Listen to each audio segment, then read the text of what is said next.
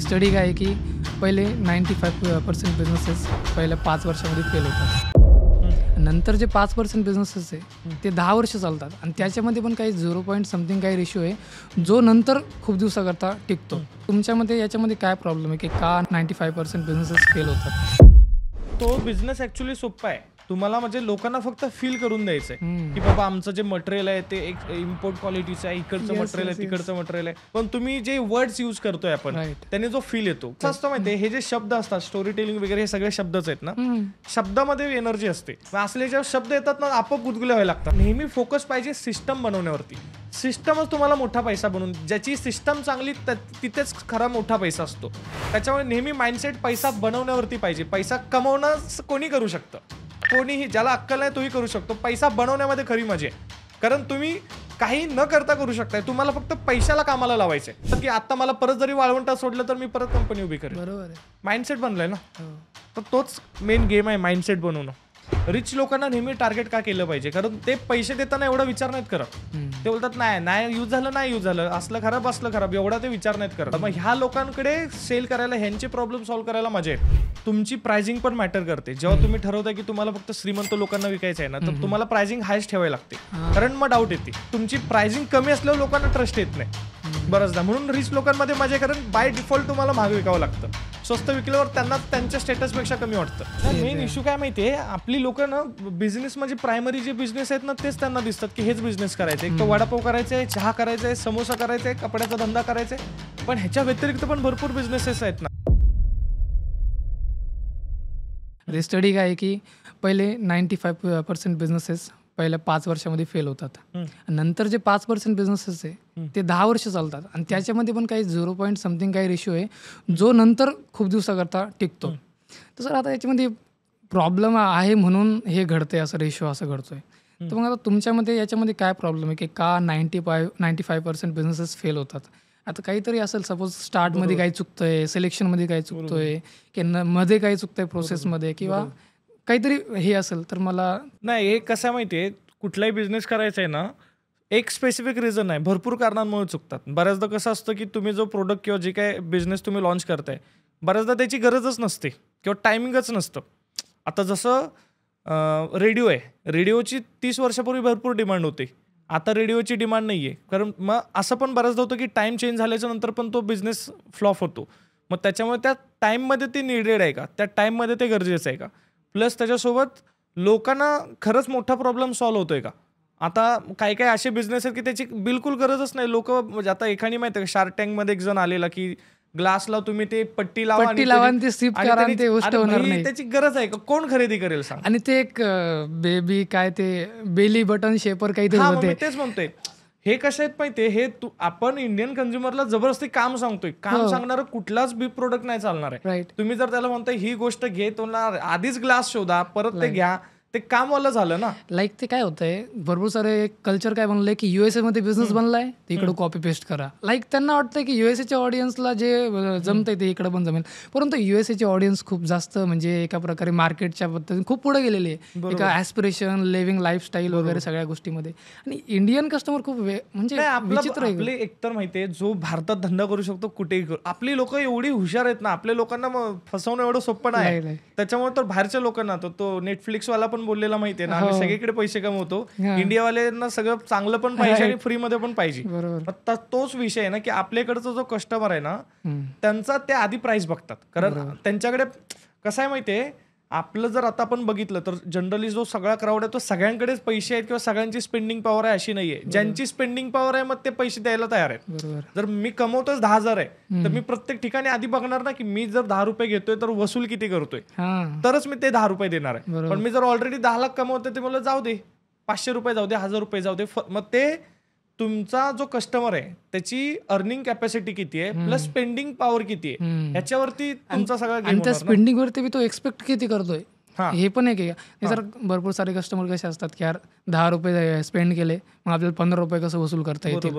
म्हणजे आता नॉर्मल जसं काय आता बिहेवियर काय लोकांचं गावाकडचं किंवा Tier 2 सिटी लोकांचं, गेले दुकानात जर चटणी फ्री भेटते, अरे बापरे किती चटणी खा, म्हणजे बेसिक इथून स्टार्ट होतं. सर तेच कंटिन्यू करा की म्हणजे आता हे एक झालं की हा एक पॉईंट झाला. एक तर बऱ्याचदा आयडिया चा इश्यू असतो की आपलं आयडिया सिलेक्शन चुकलेलं असतं किंवा टायमिंग चुकलेलं असतं आयडियाचं, आणि कधी कधी त्याच्यानंतर एक्झिक्युशनमध्ये पण गडबड होते. कारण आयडियाचं बऱ्याचदा आयडिया चांगली असते. म्हणजे तेच तुम्हाला सांगतोय, हा जो कन्सेप्ट आहे ना, आयडिया समजा आयडिया चुकली तर तुमचा बिझनेस फ्लॉप होऊ शकतो. आता आयडिया बरोबर आहे, आयडिया बरोबर आहे, पण त्याला जे फंडिंग लागणार आहे, फंडिंग जर तुम्हाला व्यवस्थित नाही भेटली तर तरी पण तुमचा लॉस होणार. कारण तुमचे जर फंडिंगच तुम्हाला 40-50 लाख रुपये त्याच्यासाठी लागते आणि तुमच्याकडे पैसे नाहीत म्हणून तुम्ही चिपकवायची कामं करते 2-4 लाखामध्ये 10 लाखामध्ये, तर तरी पण लॉस होतो.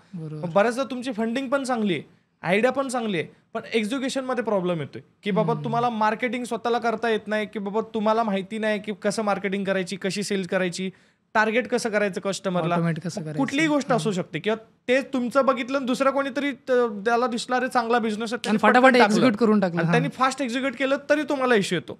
त्याच्यामुळे एक कुठलं तरी रिझन नाहीये, ही प्रोसेस जो धंदा म्हणजे तारेवरची कसरत आहे. त्याच्यामुळे तुमची आयडिया पण चांगली पाहिजे, तुमचं एक्झिक्युशन पण चांगलं पाहिजे, तुमची टीम पण चांगली पाहिजे. म्हणजे कधी कधी फाउंडर चांगला आहे पण टीम नाही बिल्ड करतायत, मग तो त्याची स्वतः तो 20 तास काम करून फायदा नाही ना, जर त्याच्याकडे टीम नसेल तर. त्यांनी 2 तास काम केलं तरी चालेल, पण टीम पाहिजे. लाईक ओला. हा तेच, शेवटी कसं आहे माहितीये, कंपनी उभं करताना हे नाही पाहिजे की बाबा मी 20 तास देईन, माझ्या कंपनीसाठी रोज 1000 तास स्पेंड करायला पाहिजे. मग त्यात माझे 2 तास असले तरी चालतील, पण टीम मी बिल्ड केली पाहिजे जे 1000 तास देईल. आता आपण ओलाचं बघू शकतो, तो म्हणतो की यार मी 18 तास काम करतो, हा एका वीकमध्ये एवढं काम करतो. पण कंपनी काय, आता काय स्टेज आहे कंपनीची, कुठं सगळं फ्लॉप जात आहे, ह्या त्या गोष्टी होत आहे. हे पण एक बेस्ट एक्झाम्पल आहे आय थिंक. नाही तेच कसं आहे माहितीये, ओलाचं तर आता कसं बाकी कॉम्पिटिशन वगैरे आहे, पण नवीन सेगमेंट पण नवीन आहे, सेगमेंट वगैरे नवीन आहे. पण कसं आहे माहितीये, फाउंडरचं मेन जे काम असतं, जे मालकाचं कसं आहे, 2 प्रकारची लोक आहेत. एक असतं वर्किंग इन द बिझनेस, एक असतं वर्किंग ऑन द बिझनेस.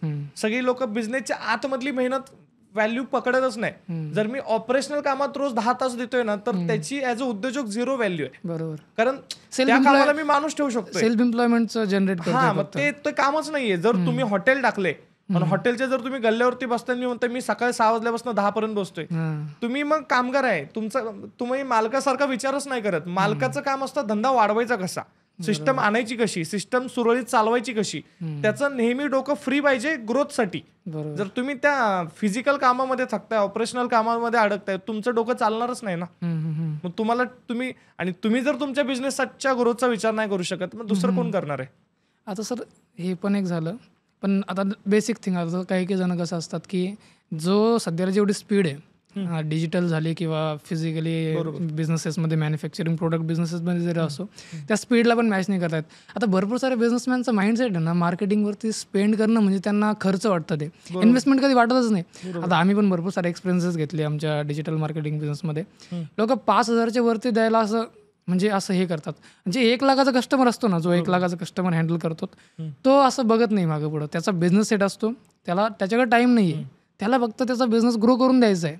म्हणजे पैसे देणारे म्हणजे पैसे देताना पण लोक हे करतात, म्हणजे बिझनेसमध्ये स्केल करण्यासाठी मार्केटिंग बी गरजेचे, पण त्यांचा ते पर्स्पेक्टिव्ह बदलतो मार्केटिंग ह्याच्यामध्ये पण.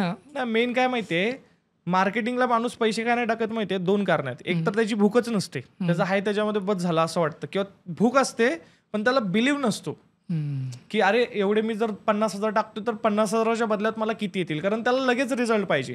आणि मार्केटिंगचा ब्रँडिंगचा रिझल्ट यायला टाइम लागतो, 6 महिने वर्षभर लागतात, आणि तेवढा बिलीव्हच नसतो, कारण आयुष्यात कधी केलेलं नसतं ते, आणि त्याच्यामुळे त्यांना माहिती नाही. पण हे जर तुम्ही बाहेरची जर लोक बघाल ना, जे ऑलरेडी बिझनेसमध्ये, त्यांना माहिती आहे. मग माझ्याकडे काय माझे असे उद्योजक मित्र आहेत, त्यांनी मला सांगितलं जर तुला मार्केटिंग करतोय ना, तू वर्षाचं बजेट काढायचं आणि रिझल्ट नेहमी वर्षाच्या नंतर ट्रॅक करायचा, 2 महिन्यात नाही ट्रॅक करायचा. आता हीच एक जरी गोष्ट मी माझ्या माइंडसेटमध्ये चेंज केली तर आपोआप मला कळणार की हा बाबा महिन्याला मी 30,000 जरी टाकले, मला वर्षाच्या नंतरच बघायचे. आधीच आपण बघायला लागलो तर आपल्याला रिझल्ट मिळणार. म्हणून मग लोकांना लगेच रिझल्ट दिसत नाही त्याचा, म्हणून मग ते जात. जिमला पण लोक का नाही जास्त जात, रिझल्ट पाहिजे ना, लगेच रिझल्ट पाहिजे. 3 महिन्यात बॉडी पाहिजे, 6 महिन्यात, वर्ष 2 वर्ष 4 वर्ष लागतात बॉडी बनायला. तुम्हाला महिन्यात 2 महिन्यात बॉडी दिसत नाही, माणूस सोडून देतो. बरोबर, जो टिकतो. म्हणून तर ऍक्च्युअली बिझनेस करणं सोपं आहे, पण त्यातले जे कन्सेप्ट आहेत ना त्याच्यावरती बिलीव्ह करणं लोकांना जमत नाही, की अरे हे तर सोपं आहे, हे तर एवढा टाईप करायचं, हे करायचंय, ते करायचंय. सर आता हे पण झालं मार्केटिंग रिलेटेड. आता काही ठिकाणी काय होतं, बेसिक हे पण नसतो बिझनेसचा काही जणांना, की यार आपण बिझनेस करतो, लोकांचा काय पर्स्पेक्टिव्ह असतो की यार पैसे कमवायचे आपल्याला, किंवा प्रत्येक जणाचा गोल वेगवेगळा असू शकतो मे बी, परंतु प्रत्येक जणांचं ते जे बिझनेसकडे बघण्याचं जो ऑब्झर्वेशनचा जो हे असतो ना, जसं की भरपूर सारे लोकांना बेसिक बिझनेसचे हे फंडाच माहीत नसतात की यार बिझनेस असा रन होतो, हा फॉर्मॅट आहे किंवा हे स्ट्रॅटेजी आहे. लोक स्ट्रॅटेजीच्या विना नाही जात, काहीतरी प्रॉब्लेम आली सॉल्व्ह करा, प्रॉब्लेम आली सॉल्व्ह करा, ह्याच्याच मागे राहतात. म्हणजे थोडं स्ट्रॅटेजिक पण असायला पाहिजे असं तुम्हाला वाटतं? नाही, ते असायलाच पाहिजे. आता समजा तुम्ही आंब्याचं झाड लावलंय, तर तुमचं प्लॅनिंग काय की सीझनमध्ये आंबे येणार, मी इकडून आंबे काढणार, तिकडून दगड मारणार, मग इकडून एक माणूस चढवणार. म्हणजे जनरली आपलं प्रॉफिट कुठून येणार ह्याच्यावरतीच आहे. पण आधी तुमचं लक्ष पाहिजे की त्या झाडाला खत कसं लावणार, पाणी कुठून येणार, रोज खत कसं मिळणार, त्याच्यासाठी सराउंडिंग कसं असणार, झाडाच्या इकडे जाऊन ते आंबे खाणार नाहीत लोक, म्हणजे जे काही जनावरं वगैरे खाणार नाहीत, त्याच्यासाठी काय लावणार. प्रोसेसवरती फोकस नाही राहत.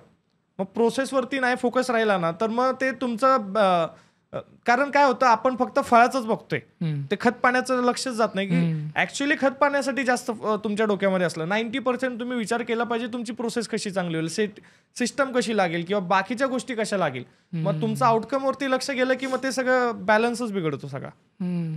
लाईक सर, मग आता हे बिझनेसेस सपोज मग प्रिपेअर काय केलं पाहिजे माणसाने? सपोज आता की यार मला बिझनेस ग्रो करायचा आहे, तर मग कुठल्या गोष्टी माणसानं असं प्रिपेअर केलं पाहिजे की मी बिझनेसमध्ये उतरण्याच्या अगोदर, किंवा जरी माझा आता सध्याचा बिझनेस आहे, आता मला सपोज रिअलाइज झालंय की यार माझे हे मिस्टेक्स आहेत, तर मग माणसानं काय गोष्टी प्रिपेअर केल्या पाहिजे जर त्याला बिझनेस ग्रो करायचं? एक तर महिन्यातनं एक दिवस तर काढला पाहिजे.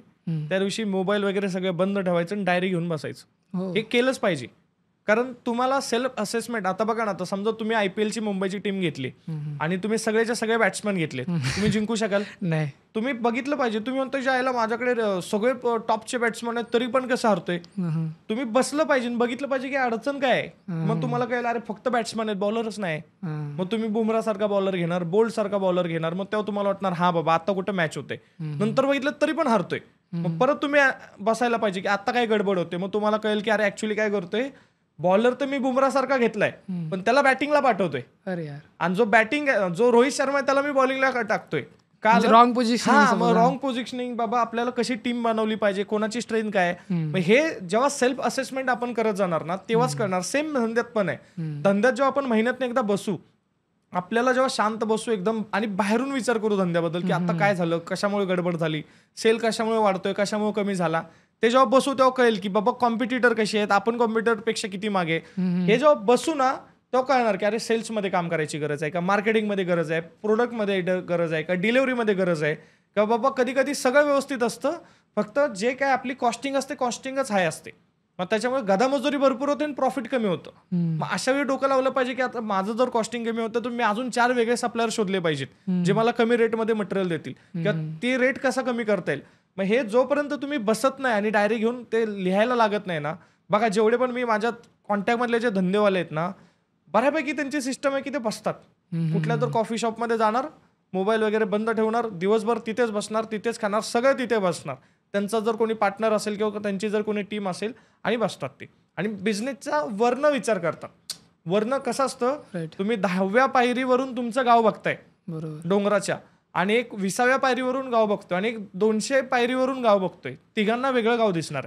त्या सिस्टम्स मधून, त्या ऑपरेशन्स मधून बाहेर येऊन जरा असं हेलिकॉप्टर व्ह्यू घेतला पाहिजे. कुठं मिस्टेक्स होत आहे, काय स्ट्रेंथ्स आहे, काय विकनेसेस आहे, असंच. मग तेच मेन ऍक्च्युली हा अप्रोच असायला पाहिजे कुठल्याही धंद्यामध्ये. जेव्हा आपण क्रॉस चेक करत राहू, व्हेरीफाय करत राहू, बघत राहू चुकतंय की नाही. बघा माणूस सगळ्यात वाईट कुठला, जो स्वतःच्या चुका नाही बघत. कारण जर तुम्ही स्वतःच्या चुका नाही बघितला ना तर तुम्हाला वाटतं मी तर परफेक्ट आहे, स्वतःची ग्रोथ मग तो बाकीच्यांमध्ये चुका काढायला लागतो, बाकीच्यांना ब्लेम करायला लागतो आणि स्वतःला असं दाखवतो की मी. मग त्याचा त्रास त्याला पण होतो, त्याच्या फॅमिलीला पण होतो, त्याच्या फ्रेंड सर्कलला पण होतो, त्याच्या ऑफिसमध्ये सगळ्यांना, त्याच्या आजूबाजूच्या सगळ्या लोकांना त्रास होतो. का? कारण त्याला स्वतःच्या चुका नाही दिसत. तसं आपल्याला आपल्या बिझनेसच्या चुका पण दिसल्या पाहिजेत. कारण तुम्हाला चुकाच नाही दिसल्या तर तुम्ही इम्प्रूव्ह काय करणार आहे. बरोबर. त्याच्यामुळे ते नेहमी, आणि मी नेहमी, आणि 2-3 तर लोक पाहिजेत. कधी कधी बिझनेस बरोबर असतो, फाउंडर मध्ये चुका असतात. फाउंडरचा अप्रोच नसतो काहीतरी एक्सपेरिमेंट करायला, काहीतरी नवीन गोष्टी ट्राय करायला, नवीन मार्केटिंग ट्राय करायला. आता बघितलं ना, बिझनेस मधून तो 5 लाख रुपये कमवत असेल पण 5,000 त्याला मार्केटिंगला खर्च नाहीत करायचे. मग त्या फाउंडरची चुकी आहे ना, बिझनेसचं बरोबर चाललंय, त्या फाउंडरचाच अप्रोच नाहीये. त्याच्यामुळे बिझनेस सोबत स्वतःला पण ग्रोथ करत गेलंच पाहिजे. कारण जर तुम्हाला 500 कोटीचा 200 कोटीचा जर धंदा करायचा तर तेवढी लायकी आपल्याला बनवायला लागणार ना. आता मला दिसतं की बाबा मी महिन्याला नाही तेवढे कमवू शकत आहे, कारण माझी लायकी पण पाहिजे तेवढी. नाहीतर बघा ना, इकडे समजा एक म्हणतात ना 100 ते गरीब लोक जे आहेत, समजा एक 100 गरीब लोक आपण पकडली, सगळ्यांना 1-1 कोटी दिली आणि 10 वर्षानं परत आला ना, त्यातले जवळपास 90 लोक त्याच लेवलला असणार जे लेवलला आधी. काही लोक मायनस मध्ये जातील. काही लोक अजून मायनस मध्ये जातील पैसे आल्यामुळे. शेवटी ते पचवायची पण ताकद पाहिजे. ते बिल्ड पण स्वतःला तेवढं बिल्ड बी करता आलं पाहिजे. लाईक जे बनवतात ना त्यांना ते कसं बनवलंय, त्याला वापरायचं कसं हे माहिती असतं. जसं की केबीसी मध्ये होतं भरपूर वेळेस जे जिंकतं. आता काही सुशील कुमारचा किस्सा नाही माहितीये ना, शायद मला त्यांचं फिक्स नाव नाही जिंकलेला. त्याने काय केलं, एकतर 30% आपले टॅक्सवाले घेऊन गेले, राहिले 3.5 कोटी. 3.5 कोटीतलं 2 कोटीचा त्यांनी बंगला बांधला, परत गाड्या वगैरे घेतल्या, भावाला बिझनेस मध्ये काहीतरी करायला दिलं, लॉस केला आणि आता खायला पैसेच नाहीत. आता घर पण नाही विकू शकत. 2 कोटीचं घर बांधले, घर कसं विकायचं? म्हणजे परत 6,000चा जॉब करायला लागला ना. मग तेच विषय की जरी यश आलं ना, ते पचवायला आपली पण लायकी पाहिजे, मग ती लायकी बनवायला लागते. तुम्हाला नितीन जोशी बद्दल बोललो मी, त्याने याच्यावर एक रील बनवली होती. तो म्हणले की मी 10,000च्या एका ट्रेकवरती गेलो होतो. 10,000चं पीक होतं, ते पीक पॉईंट होता. आम्ही 4 जण होतो म्हणे, चालत गेलो आम्ही खालून वरती.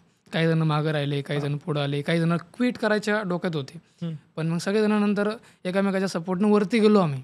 मग वरती जाऊन त्यांना रिअलाइज झालं की यार हा जो व्ह्यू आहे, जो लाईक मी जर हेलिकॉप्टरनं तिथं वरतून आलो असतो, मला काही चॅलेंजेस कळाले नसते, एवढी मजा नसते आली निसर्गाची वगैरे गोष्टी, ह्या त्या गोष्टी. आणि ते मला ते असं फील नसतं आलं एवढं जास्त की यार मी काहीतरी अचीव केलंय आणि आता मला हे खूप छान. म्हणजे याच्यामध्ये असं होतं की जेव्हा आपण बनवतो त्या गोष्टी, आपल्याला ते वापरणं कसं आहे, चॅलेंजेस काय आलेत, मग इन फ्युचर त्याला डेव्हलप कसं करायचं, ह्या गोष्टी येतात. मेन तर ॲबिलिटीच आहे ना. कसं आहे माहितीये, जर तुम्ही एक मोठी कंपनी बनवू शकता तर तुम्ही 10 मोठ्या कंपन्या बनवू शकता. राईट. पण तुम्हाला जर डायरेक्ट एक दिलेली कंपनी चालवायला मोठी, तर तुम्ही 10 बनवायची गॅरंटी नसते. ती ॲबिलिटीज महत्वाची आहे ना. जर बघा ना, मला जर 100 कोटी रुपयाचा एक दिलं की तुला 100 कोटी रुपये मिळतील, आणि दुसरा ऑप्शन दिला की तुला 100 कोटी रुपये कमवायचं सामर्थ्य मिळेल, तर ऑफकोर्स आपण सामर्थ्य निवडायला पाहिजे, कारण ती ॲबिलिटी तुम्ही 10 वेळा बनवू शकता. बरोबर. आणि ते पचवता पण येतं. बरेच तुम्ही लोक बघितले असतील की 5-10 वर्षापूर्वी भरपूर पैसे होते, 10 वर्षापूर्वी भरपूर पैसे होते, पण आता काही नाही राहिलं. का? कारण ते पचवायला पण जमलं पाहिजे ना. जसं बॉडी बनवायचे प्रोटीन तुम्ही डबा आणला आणि एका दिवशी खाईल तर ते थोडी ना पचणार आहे. प्रोटीन चांगलं आहे शरीराला, तरी पचत नाही. मग तेवढी मेहनत, तेवढी शरीराची ॲबिलिटी पाहिजे गोष्टी पचवायला. मग ते यश पचवायला माणसं ते प्रत्येक लेवलला आपल्याला अपग्रेड करावं लागतं. कारण मला कळालंय, मी आता बऱ्याच लोकांना असं भेटतो ना, आधी जेव्हा 1-2 लाख रुपये यायचे तेव्हा वाटायचं चला बस झालं. पण जेव्हा मी विचार केला की नाही मला अजून पैसे कमवायचे, मला कळालं की नाही अरे माझ्यात भरपूर गोष्टी बदलायचे. प्रत्येक स्टेजला अपडेट करावं लागतं, की प्रत्येक स्टेजला माइंडसेट पण बदलावा लागतो. आधी मला बिझनेसवरती फोकस करायला लागायचा स्टार्टिंगला, की बाबा प्रोडक्ट असं पाहिजे, किंवा चहा माझा असा असला पाहिजे, किंवा बाकीच्या गोष्टी अशा असल्या पाहिजेत. पण आता माझा फोकस त्याच्यावरती नाही, आता माझा फोकस टीम बिल्डिंग वरती आहे. कारण आता मला माणसं पाहिजेत हे सगळं वाढवायला. कारण आता एवढा सगळा पसारा झालाय. ऑपरेशनचं वेगळं असतं, ट्रान्सपोर्टचा बघायला वेगळा माणूस आहे, कॉलिंगचा वेगळा आहे, मार्केटिंगचा वेगळा आहे, एडिटिंगची टीम वेगळी आहे, ओव्हरऑल अनालिसिस करणारी टीम वेगळी आहे. मग एवढी 5-6 लोक पाहिजेत ना. मग आता माझं चॅलेंज काय की ही 5-6 लोक माझ्यापेक्षा हुशार पाहिजेत. बरोबर. आणि ती माझ्याकडे राहिली पाहिजेत. मला त्यांना तेवढं देता पण आलं पाहिजे. प्लस मला हुशार असला म्हणून तो सगळी कामं प्रामाणिकपणे करेल असं पण नाही, मला ते काम काढून घेता पण आलं पाहिजे. मग आता मी कशावर अभ्यास करायला पाहिजे? टीम बिल्डिंग वरती. बरोबर आहे. जेव्हा टीम बिल्ड होते त्याच्यानंतर टीम मॅनेजमेंट वरती अभ्यास करायला लागेल. मग त्याच्याकडून त्यांना परत विजन देण्यावरती अभ्यास करायला लागेल. मग प्रत्येक स्टेजच्या गोष्टी बदलत जातात. म्हणजे सपोज 1 लाख ते 10 लाख कमवताना तुम्हाला एक माइंडसेट होता, एक बिलीफ होतं, एक स्ट्रॅटेजी होती, एक बिझनेस होता, एक एरिया होता. 10 लाख ते मग 1 कोटीपर्यंत वेगळा बिलीफ, वेगळा स्ट्रॅटेजी, वेगळा माइंडसेट. नंतर असंच ग्रो होणार. म्हणजे तुम्हाला जर स्केल करायचं, तुमचे बिलीफ्स पण चेंज करायचे, तुम्हाला टीम, स्ट्रॅटेजी, सगळ्या गोष्टी चेंज करावं लागणार. बरोबर. सर अजून 1-2 गोष्टी मला तुमच्याकडून पाहिजे, की अजून सपोज आपण म्हणलो की व्यवसाय फेल होतात, आपण स्ट्रॅटेजी म्हणजे टार्गेटिंगबद्दल बोललो, रॉंग टायमिंगबद्दल बोललो, मार्केटिंगबद्दल बोललो, स्ट्रॅटेजीबद्दल बोललो, बिलीफ, स्ट्रॅटेजी, म्हणजे सगळ्या गोष्टीबद्दल बोललो. अजून मला 1-2 गोष्टी पाहिजे की तुम्ही ऑब्झर्व केलेलं आहे. आता मी तर तुम्हाला विचारलं, परंतु जे तुमच्यासमोर घडलेले आहेत व्यवसायात, जे की फेल झालेले तुमच्या डोळ्यांसमोर, त्यांनी काय काय मिस्टेक केल्या? बेसिक मिस्टेक काय माहितीये का, की वरच्यावर विचार करणं ना. जनरली आपल्या मराठी लोकांमध्ये वरच्यावर आपण विचार करतो. म्हणजे मला पिझ्झा आवडतो ना म्हणून मी पिझ्झाचा धंदा करणार. पण मग इश्यू होतो की तुम्ही ज्या ठिकाणी टाकताय तिकडे सगळे लेबर लोक आहेत, ते 60 रुपयामध्ये पोटभर जेवणारी लोक आहेत. मग तिकडे तुम्ही खानावळ सुरू करणार का पिझ्झा टाकणार? म्हणजे तोच विषय आहे ना की ते लोक एवढा डीप नाहीत विचार करत. आणि दुसरी गोष्ट काय होतं, कस्टमरचा विचार नाही करत, रॉंग टार्गेटिंग रॉंग टार्गेटिंग होते, टार्गेटिंगच होत नाही, हा डायरेक्ट होतंय ते. कारण कस्टमर एक्झॅक्टली कोण आहे. आता माझे बरेच असे मित्र आहेत किंवा बरेच लोक मला डीएम करतात की सर मला वेडिंग फोटोग्राफी करतो मी, माझं दुकान कुठे असायला पाहिजे. अरे तुला दुकानाची गरजच नाहीये, तुझा कस्टमर कोण आहे, ज्याचं लग्न होणार आहे तो, बरोबर आहे. मग तू त्या कस्टमरला शोधले पाहिजेत. आता ही लोक तुला कुठे मिळणार, बरोबर. मग आता ही लोक कुठे कुठे असतात, मग ह्या लोक अजून कुठे कुठे जातात ह्याचा तू शोधला पाहिजे. ज्याचं लग्न होणार आहे तो हॉलवाल्याकडे जातो, हॉल बुक करायला, पत्रिका बुक करणाऱ्याकडे जातो, कॅटरर्सवाल्याकडे जातो, कपडे घ्यायला जातो, बरोबर आहे, मेहंदीवाल्याकडे जातो. मग हे जे 4-5 प्रकारची लोक आहेत, ह्या लोकांशी जाऊन तुझा टायअप असला पाहिजे की तू जाऊन म्हणजे त्यांना रेफरन्स दे, कमिशन दे, काही कर तू, मग तिकडून तुला पैसा जनरेट होणार. म्हणून कुठलाही बिझनेस जेव्हा आपण ठरवतो तर आधी तो खरेदी करणारा माणूस कोण आहे त्याचा अभ्यास करता आला पाहिजे. जर तुम्ही त्या माणसाचा अभ्यास केला तर धंदा अजून सोपा होतो. जसं स्पा असतो ना, आता एखाद्याची माहिती काढायची, बरोबर, एखाद्याचा जर दुश्मन असेल वगैरे, आधीच्या काळात असायचं ना राजा लोक वगैरे, समोरच्या राजाची चौकशी करायची असेल, आधी काढून त्या राजाची सगळी माहिती काढायची, तो कुठं जातो, काय जातो, कसा असतो, त्याचा स्वभाव कसा, हे कसं आहे. सेम आपल्याला जो कस्टमर आहे, कस्टमरचा पण आपल्याला स्वभाव माहित असला पाहिजे, वय काय आहे, त्याची स्पेंडिंग पॉवर आहे. एखादी गोष्ट खरेदी करतोय आयुष्यात, केव्हा केव्हा केव्हा त्याचा फोटोग्राफर येतोय. समजा फोटोग्राफीचं पकडलं, कधी येतंय, सगळ्यात पहिला येतो जेव्हा लग्न होतं तेव्हा, त्याच्यानंतर जेव्हा बारसं होतं तेव्हा, अॅनिव्हर्सरी असते तेव्हा, पोराचे बर्थडे असतात तेव्हा, आई वडिलांची रिटायरमेंट असते तेव्हा. मग हे आपल्याला काय आलं, म्हणजे जनरली टार्गेटिंग ऑडियन्स कोण आहे, जो 25च्या पुढचा आहे तो, बरोबर आहे, 25च्या पुढचा ज्याचं लग्न झालंय तो, किंवा ज्याचं लग्न होणार आहे. मग लग्न कोणाचं होतं, जे जॉबला लागलेले आहेत आणि 25 वर्षाचे आहेत. मग ह्या लोकांना टार्गेटिंग करणं, मग हे अजून तुमचं क्लिअर होणार जेव्हा तुम्हाला कस्टमर माहिती आहे. आणि याच्यामध्ये एक खूप मोठं मी एक बुकमध्ये वाचलं होतं, आणि ते खूप मोठे मार्केटिंग जिनियस होते. त्यांनी खूप मोठे मोठे बिग कॅम्पेन्स, बिलियन्समध्ये त्यांनी त्या कॅम्पेन्स बनवलेत. त्यांनी काय म्हणलं की टार्गेटिंग इज नोईंग टू डो, म्हणजे त्यांनी हे म्हणलं होतं की टार्गेटिंग अशी आहे की तुम्हाला कोणाला टार्गेट नाही करायचं हे तुम्हाला माहित पाहिजे, बरोबर ना की मी एक प्रोडक्ट बनवलंय ना आता सगळेजण घेतील, बरोबर. म्हणजे जो सबके लिए मतलब वो किसी के लिए नाही. तेच, आता तुम्ही समजा मार्केटमध्ये गेला, मार्केटमध्ये 1000 लोक चालतायत रोडवरनं, जो चप्पलवाला आहे ना तो नेहमी पायांकडेच बघत असतो, त्याची नजर जातच नाही, त्याला पडलंच नाही, त्याला डोकं आहे नाहीये, बाई आहे माणूस आहे, चप्पल कुठली आहे, कोणाची चप्पल तुटली आहे ह्याच्याकडेच लक्ष जाऊन धरतो ते त्याला. हा, जो सॅलूनवाला आहे, जो हेअर कटिंग वाला आहे, त्याला चपलीशी काय पडलेलं नाही, त्याचं लक्ष डोक्यावरती आहे, कोणाला केस कापायचे आहेत, कोणाची वाढली, कोणची स्टाईल कशी वगैरे वगैरे. ही अशा प्रकारे तुमचा जो धंदा आहे ना, तुमच्या धंद्यात तुम्ही असा ऑडियन्स शोधला पाहिजे, तुमचा कस्टमर कोण आहे, फोकस पाहिजे. लाईक घोड्याचं ते असं. हा, मग तेच म्हणतो, असं तुमची बघा ना, लोक भरपूर आहेत, पण तुम्हाला अशीच लोक शोधायचे ज्यांनी ब्लॅक शर्ट घातलाय. मग तुम्हाला माहिती पाहिजे की तुमचा कस्टमर कोण आहे ज्यांनी ब्लॅक शर्ट घातलाय. आणि जेव्हा तुम्ही हे घेतात, यार आपण जर सपोज असं केलं की यार आपल्या रूम मध्ये आता काय येलो कलर शोधायचा, आपण फक्त आपलं जेव्हा आपण शोधतो ना येलो कलर, आपल्याला फक्त येलो कलरच दिसतो, नंतर दुसरे कलर दिसत पण नाही. म्हणजे हे पण महत्वाचं आहे की आपण टार्गेट ऑडियन्स अगोदर डिसाईड केली पाहिजे की यार माझं हा पर्टिक्युलर प्रोडक्ट आहे, हा कोणाकडे जाणार, म्हणजे कोण परचेस करणार, परचेसिंग पॉवर कोणामध्ये, ती ऑडियन्स राहते कुठं, बिहेवियर पॅटर्न काय त्याचा, या सगळ्या गोष्टी बघितल्या पाहिजेत. बेस्ट. आणि सर तुम्ही बोलता आता बोलले की लोकांचा वरच्यावर अप्रोच असतो, बरोबर, खोलवर जात नाही, क्वेश्चनिंगचा अप्रोच नाही, याबद्दल बोला सर. नाही, मेन कसं आहे माहितीये, आता मी तुम्हाला सांगतो, मी काउन्सिलिंग करायचो, काउन्सिलिंग मधून मला एक गोष्ट कळाली की लोकांना एक्झॅक्टली माहितीच नसतो की त्यांना प्रॉब्लेम काय आहे. म्हणजे आता मी तुम्हाला सांगतो, एकदा मला एका मुलीची काउन्सिलिंग करत होतो, ते बोलले की मला ऑफिसमध्ये काम नाही करू वाटत, माझं मन नाही लागत. तर मी म्हटलं हा, तर प्रॉब्लेम तिने मला सुरुवातीला काय सांगितलं की तिला ऑफिसमध्ये काम नाही करू वाटत आहे, तिचं मन लागत नाही. मग मी तिला साधा प्रश्न विचारला की तुम्हाला असं का वाटतं की तुमचं मन नाही लागत आहे. क्वेश्चन, आता पहिला प्रश्न विचारला, सिम्पल प्रश्न आहे काय की का असं वाटतं. तुला ना ऍक्च्युली काय की तिकडे म्हणजे ते सगळा ग्रुप आहे आणि मी एकटीच पडते. बोल ओके. आता आधी तिने प्रॉब्लेम काय सांगितलं की तिचं मन नाही लागत. आता प्रॉब्लेम स्टेटमेंट चेंज झाला. आता ती काय बोलली की ग्रुप आहे आणि मी एकटी पडते. बरं, मी म्हटलं पण असं का होते, तुम्ही एकटा का पडता.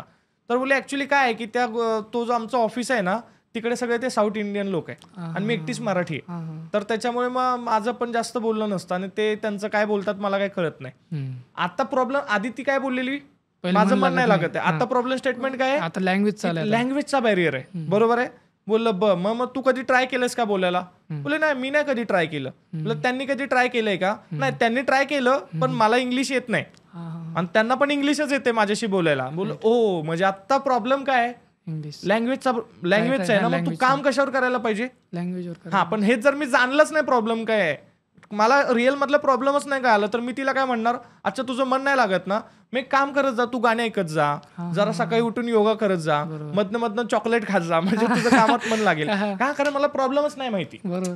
असा अप्रोच पाहिजे. सिंपल प्रश्न स्वतःला विचारायला जमलेच पाहिजे. लाईक याला बिझनेसमध्ये कसं, म्हणजे आता बिझनेसमध्ये लोक पण ठीक आहे प्रॉब्लेम आली, पण हा अप्रोच नाही ठेवत. बिझनेसमध्ये कसं अप्लाय केलं पाहिजे? मग आता मी तुम्हाला सांगतो, माझ्या ह्याच्यामध्ये मी बघितलं की लोक फ्रँचायझी का घेतात? हां, पैसा कमवण्याकरता, पैसे कमवण्यासाठी. बरोबर आहे. स्वप्न पूर्ण करण्याकरता. आता स्वप्न पूर्ण करण्यासाठी पैसे घेतात. मग भरपूर लोक येतात, हां, ठीक आहे, भरपूर लोक म्हणतात करू की नको, मग त्यांना वाटतं नको सर नाही करायचं, मला म्हणजे भीती वाटते. आता भीती वाटते हा प्रॉब्लेम आहे. मला दिसतंय की बाबा समोरचा फ्रँचायझी का नाही घेत आहे किंवा समोरचा माझ्यासोबत बिझनेस का नाही करत आहे, त्याला भीती वाटते. आता ती भीती का वाटते ह्याच्या मी खोलात जायला पाहिजे. प्रत्येक बिझनेस मधला प्रॉब्लेम वेगळा आहे. मग मी बघितला त्याला भीती वाटते कारण त्याला असं वाटतं लॉस झालं तर. बरोबर आहे. मग ते असं त्याला का वाटतंय? कारण त्याला ह्या बिझनेसचं नॉलेज नाहीये, त्याला क्लॅरिटी नाहीये, म्हणून त्याला वाटतं. मग मला कळालं ओके त्याला क्लॅरिटी नाहीये. मग समजा त्याला क्लॅरिटी दिली तर मग मी ठरवलं नाही ह्या लोकांना आपण एज्युकेट करायचं, ह्या लोकांना आपण शिकवायच्या गोष्टी, कसा धंदा असतो काय असतो. मग ते जेव्हा त्यांना क्लॅरिटी येतील समोरून ते बिझनेस करतील. तसं प्रत्येक बिझनेसचा वेगळा प्रॉब्लेम आहे. त्याचा रिअल प्रॉब्लेम वेगळा असतो, दिसणारा प्रॉब्लेम वेगळा असतो. रिअल प्रॉब्लेम पर्यंत तुम्हाला पोहोचायचं असतं, खोलात जावं लागतं. मग हे जेव्हा आणि हे एकदा प्रॅक्टिस जमलं ना तुम्हाला सगळं सोपं होतं. म्हणून तर जो एक धंदा करू शकतो तो 10 धंदे का करू शकतो? कारण त्याला खोलात जाता येते, त्याला रिअल प्रॉब्लेम शोधता येतोय. आता तुम्ही डॉक्टरकडे गेला, तुमच्या पोटात दुखतंय आणि त्याने डोकेदुखीची गोळी दिली, काय फरक पडणार आहे का? त्याला आधी विचारायला लागेल ना की काय दुखतंय. तुम्ही बोलला नाही कसं तर होते ना, थांब 2 मिनिटं थांब, तुला कॅन्सरची गोळी आले देतोय, चालेल का? तो डॉक्टर विचारेल ना कसं तर म्हणजे नक्की काय होते? लाव काल मळमळतंय, अच्छा मळमळतंय, अजून काय होते? उलटीसारखं होतंय, ते जुलाब पण झालेले, अच्छा जुलाब झालेले, बरं रात्री झोप झाली का? हा झोप तर झाली. बरं आदल्या दिवशी काय खाल्लेलं? अहो ते बाहेर गेलेलो जरा, ते जास्त जेवण बिवण झालं चिकन. असं जेव्हा आपण डिटेलिंग मध्ये जाणार ना तेव्हा कळणार एक्झॅक्टली प्रॉब्लेम काय, की बाबा त्याला पोटाचा इश्यू आहे, मळमळतंय म्हणून त्याचं डोकं दुखतंय.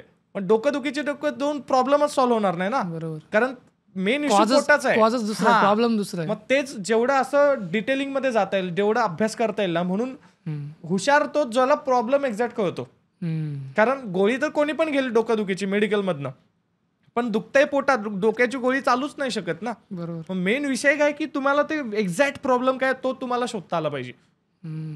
तोच खराब मालकाचं काम तेच असतं की आपल्या बिझनेसमध्ये ह्या आठवड्यात काय प्रॉब्लेम आहे. जसं इलॉन मस्कचा माहिती आहे ना, इलॉन मस्कचा कोणीतरी त्यांच्या टीम मधला माणूस सांगत होता की त्याची काम करायची स्टाईल काय आहे, की दर आठवड्याला तो येतो, कारण तो एवढ्या सगळ्या कंपन्या चालवतो, एवढा फास्ट जातो, दर आठवड्याला येतो, सगळ्यांना बसवतून बोलतो की ह्या आठवड्यामध्ये सगळ्यात मोठा प्रॉब्लेम काय आलेला.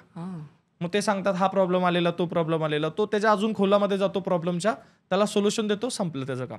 परत पुढच्या आठवड्यात तो बघितला ना, तो नेहमी तो ऑनलाईनवरच असतो, काहीतरी ट्विट करणार अशाच गोष्टीत असतो, म्हणजे नजरेतच राहणार. कारण त्याचा मेन काम आहे की प्रॉब्लेम सॉल्व्ह करायचं. बरोबर. दर आठवड्याला तो नवीन प्रॉब्लेम सॉल्व्ह करतो, म्हणजे 52 आठवड्यामध्ये 52 प्रॉब्लेम सॉल्व्ह करतोय. हे प्रॉब्लेम बाकीच्यांच्या पण बिझनेसमध्ये असतात, नजरच पडत नाही. हा, आता इथून आपण बघू शकतो.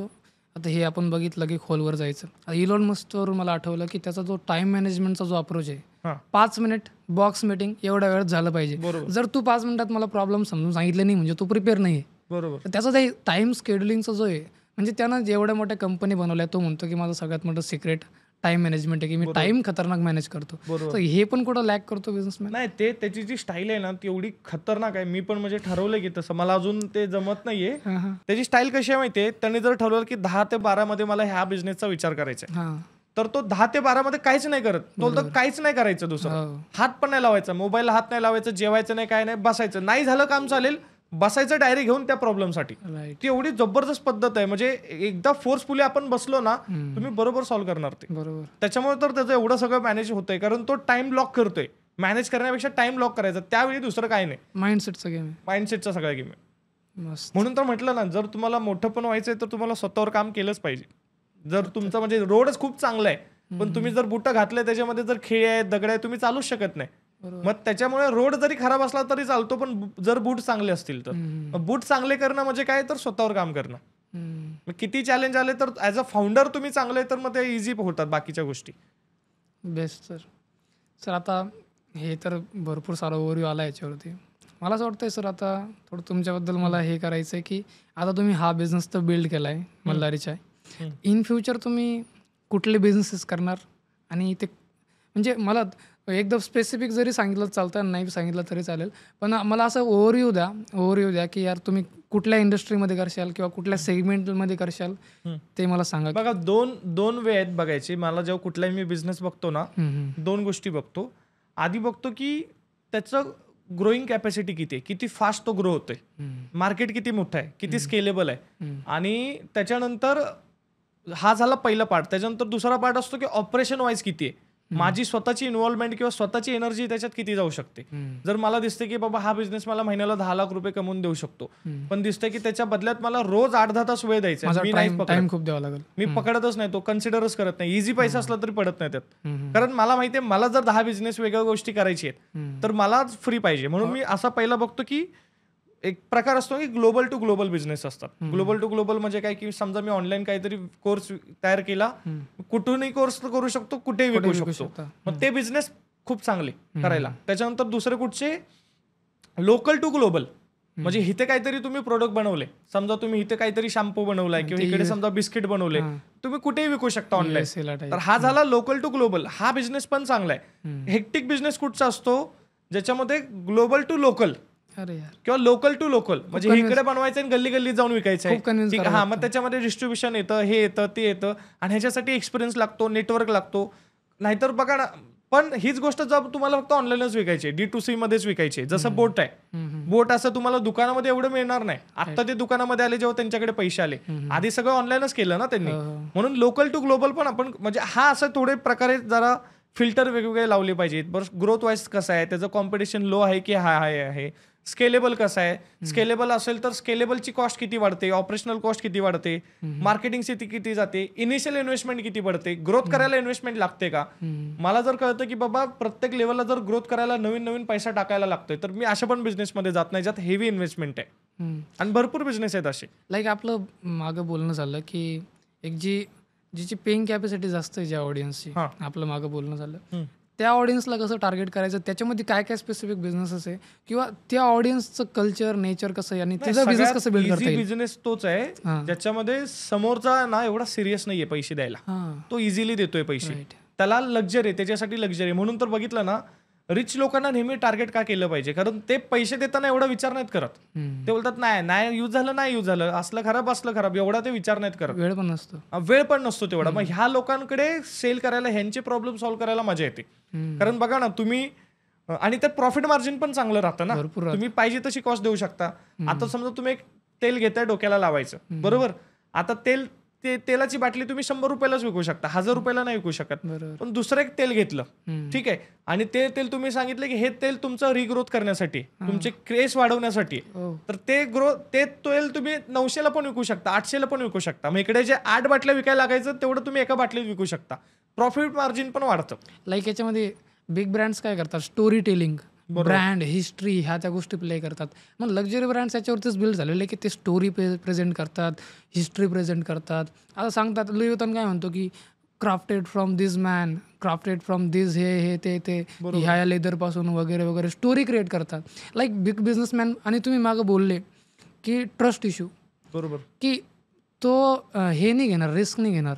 आता सपोज तुम्ही बोलले मागं की 1,500चा बी प्रोटीनचा डबा आहे आणि 8,500चा बी आहे, त्याच्याबद्दल बी बोला सर, ट्रस्ट बद्दल. मेन कसं आहे माहितीये, तुमची प्राइसिंग पण मॅटर करते. जेव्हा तुम्ही ठरवता की तुम्हाला फक्त श्रीमंत लोकांना विकायचं आहे ना, तर तुम्हाला प्राइसिंग हायच ठेवायला लागते, कारण मग डाऊट येते. तुम्हाला सांगतो, आता माझ्या जिम मध्ये आमचा एक ट्रेनर आहे, तो माझ्याकडे एक दिवस आला आणि बोलला की सर तुम्ही कुठलं प्रोटीन घेता, काय घेता. मग मी त्याला सांगितलंय का असं आहे, माझा 8,500चा डबा येतो. तर बोलला बरं. म्हटलं सर सेम तुम्हाला स्कूप मिळणार, फक्त माझं काय 3,500चा डबा आहे. तर म्हटलं अरे मला नकोच आहे 3,500 वाला, मला 8,000ला घ्यायचं, कारण मला ते रिस्क नाही पाहिजे. मग मी पैसे हा 3,500 वाला डबा मी 8,500 मध्ये का घेतोय, 5,000 एक्स्ट्रा का देतोय, तर मला ट्रस्ट पाहिजे, मला त्याच्यात रिस्क नाही पाहिजे. त्याच्यामुळे जे तुमची प्राइसिंग कमी असल्यावर लोकांना ट्रस्ट येत नाही बऱ्याचदा. म्हणून रिच लोकांमध्ये माझ्या, कारण बाय डिफॉल्ट तुम्हाला महाग विकावं लागतं, स्वस्त विकल्यावर त्यांना त्यांच्या स्टेटसपेक्षा कमी वाटतं.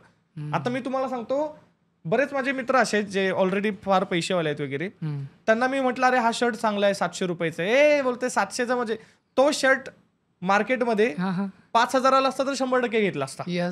का कारण त्यांना वाटतं पैसे जर जास्त देतोय याचा अर्थ प्रोडक्ट चांगला आहे, परसेप्शन पण म्हणतो. परसेप्शन पण बनतं. त्याच्यामुळे म्हणून तर रिच लोकांना विकण्याची मजा काय माहितीये, मला एक मी बघा आधी सुरुवातीला चहाचा का सुरू केला कारण म्हटलं सेफ धंदा आहे, आधी पहिले पैसे येतील, पण ह्याच्या पुढे जर मला कुठला बिझनेस करायचा असेल तर माझं टार्गेट ऑडियन्स जनरली रिच क्राऊडच असेल, जे इझिली पैसे देऊ शकतात.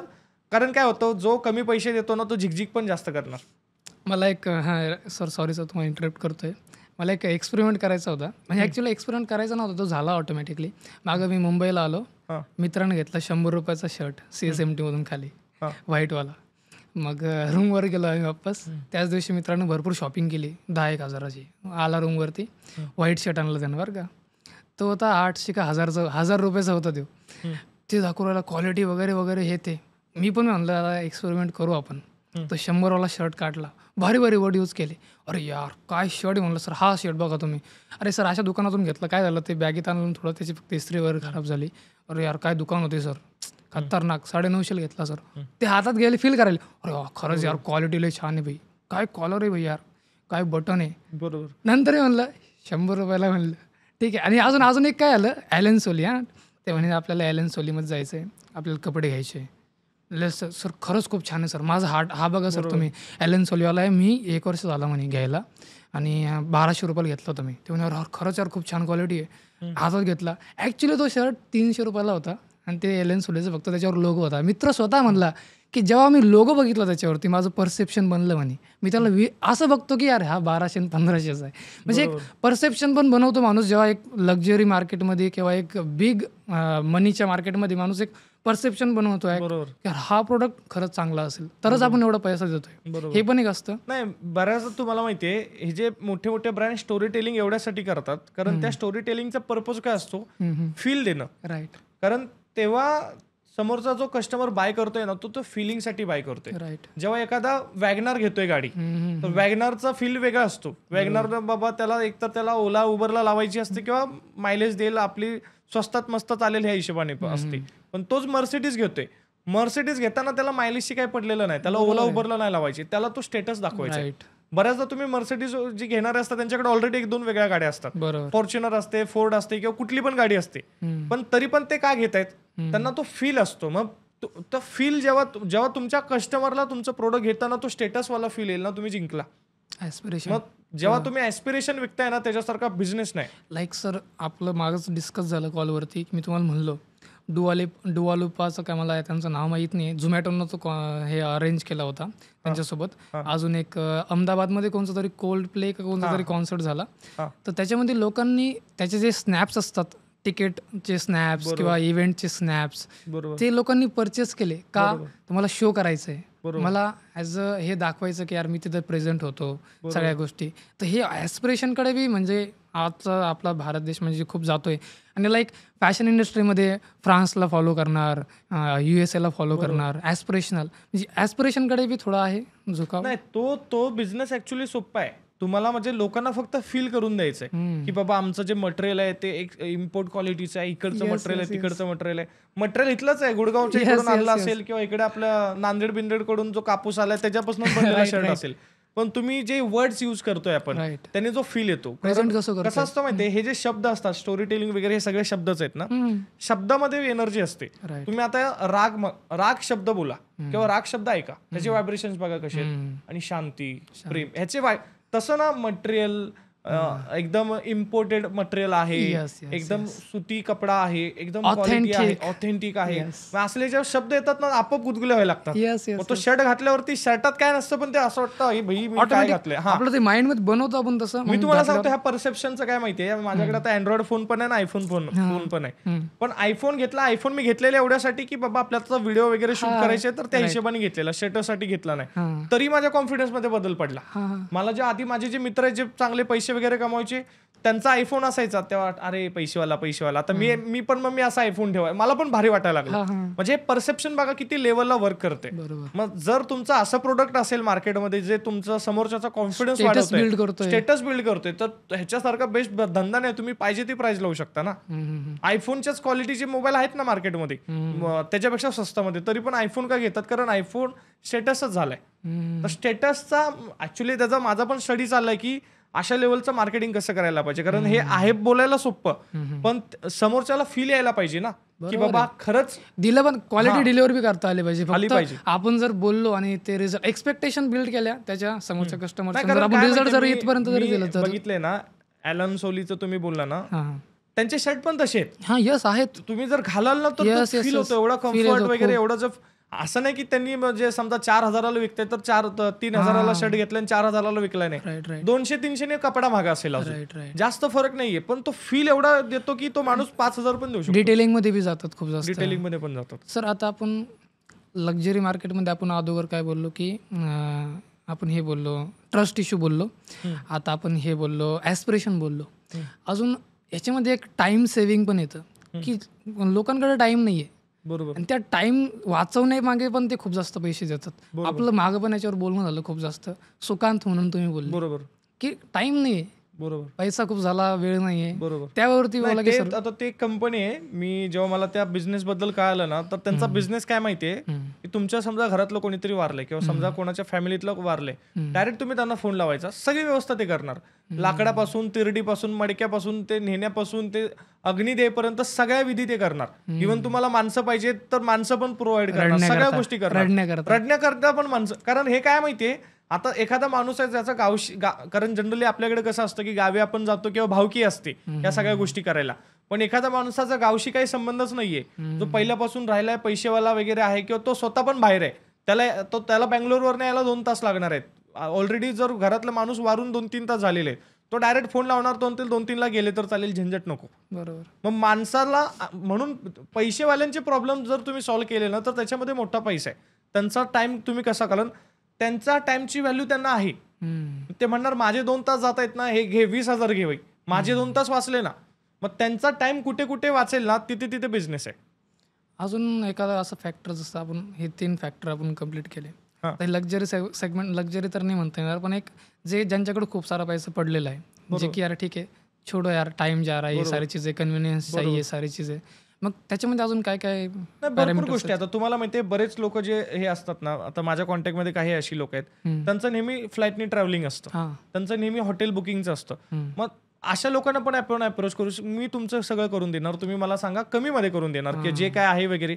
ते म्हणतात चला बाबा, मला डोक्याला झंझट पण आहे, ह्याचं काही तर फिक्स होईल. मग ते एजंट लोक, ॲज अ एजंट तुम्ही अप्रोच करू शकता की मी तुमचं सगळी फ्लाईट बुकिंग करेल. आता माझा एक आत्ते भाऊ आहे, त्याचं जनरली भरपूर ट्रॅव्हलिंग असतं, कुठे नागपूरला, उटीला, कोयमतूरला, दुबईला, सिंगापूरला, नेहमी त्याचं फ्लाईटचं ट्रॅव्हलिंग असतं.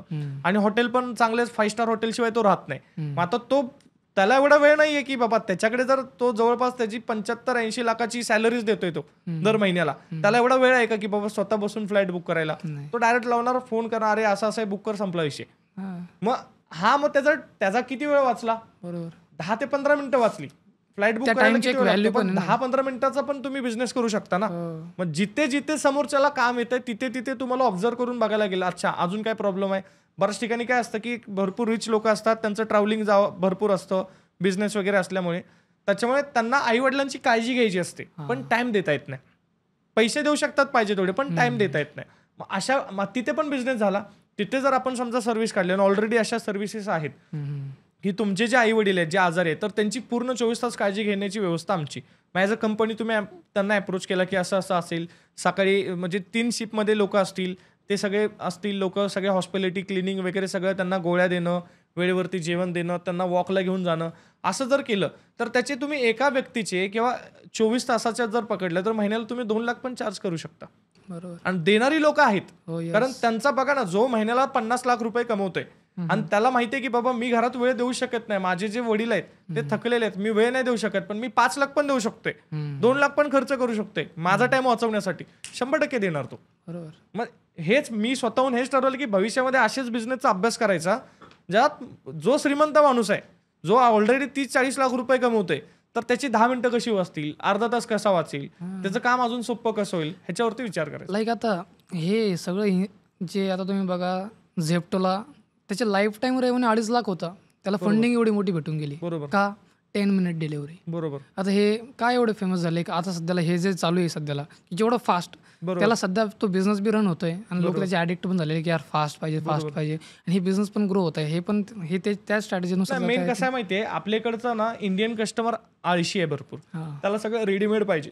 त्याला तुम्ही जर रेमेडी सांगितलं की तुम्ही हळद घ्या, त्याच्यात हे टाका ते टाका, त्याचं पाणी करा तोंडाला लावा, तो नाही लावणार. तुम्ही म्हणाल क्रीम द्या, केमिकल टाका पण क्रीम द्या तोंडाला लावायला.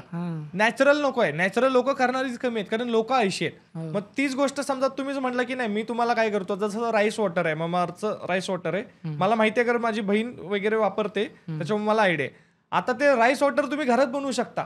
10 रुपयाचं तांदूळ टाकून ते राईस वॉटर बनवू शकता. 350 रुपयाची बाटली आहे ती. एवढीशीच बाटली आहे की ती 30-40 ml ची बाटली आहे ती. कारण लोक आपला कस्टमर आळशी आहे त्याच्यामुळे मग तिथे तुम्हाला बिझनेस इझिली जनरेट होतो. जिथे जिथे तुम्हाला लोकांचं काम वाचवता येते, जिथे जिथे त्यांना एनर्जी वाचवता येते, तिथे तिथे तुम्हाला तिथे पैसे येणार. लाईक तुम्ही आपण मागं याच्यावरती बोललो की ह्या सेगमेंटमध्ये खूप अशा काही बिझनेसेस येते की अवेअरनेस पण नाही आहे. म्हणजे अवेअरनेस इट मीन्स की खूप तुम्ही बोलले की ते सोसायटीचं ते हे क्लिनिंग हे किती म्हणजे आतल्या गोष्टी. मेन इश्यू काय माहितीये, आपली लोक ना बिझनेस म्हणजे प्रायमरी जे बिझनेस आहेत ना तेच त्यांना दिसतात की हेच बिझनेस करायचं. एक तर वडापाव करायचा आहे, चहा करायचा आहे, समोसा करायचा आहे, कपड्याचा धंदा करायचा आहे. पण ह्याच्या व्यतिरिक्त पण भरपूर बिझनेसेस आहेत ना बाबा. B2B मधले बिझनेसेस आहेत. तुम्ही एखादा पार्ट बनवून देऊ शकता. कंपन्यामध्ये माणसं प्रोव्हाइड करणं झालं, हाऊसकीपिंगचा बिझनेस झाला, टँक क्लिनिंगचा बिझनेस झाला, किंवा भरपूर ड्रायफ्रूटचे बिझनेस झाले, किंवा बाबा तुम्ही सप्लायरचं काम करू शकता, ट्रान्सपोर्टचं काम करू शकता, डिलिव्हरीचं काम करू शकता, कुरिअरचं काम झालं. जे भरपूर असे हजारो बिझनेस आहेत जे दिसतच नाहीत मार्केटमध्ये. बरोबर.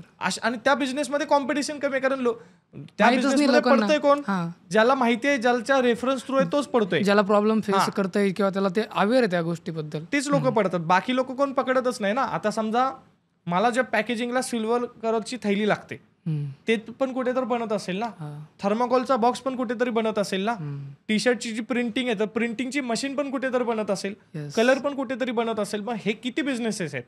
मग ह्याचा आता समजा हा शर्ट आहे, बरोबर आहे, शर्टाच्या शिलाईचा धागा कुठेतरी बनत असेल, बटन बनवणारी कुठची तरी वेगळी कंपनी असेल, कॉलरवाली कंपनी कुठची तरी असेल, हा कलर देणारी कंपनी कुठची तरी वेगळी असेल, ह्याच्यामध्ये कपडा टाकलाय, कपडा बनवून घेणारी कंपनी कुठची तरी वेगळी असेल.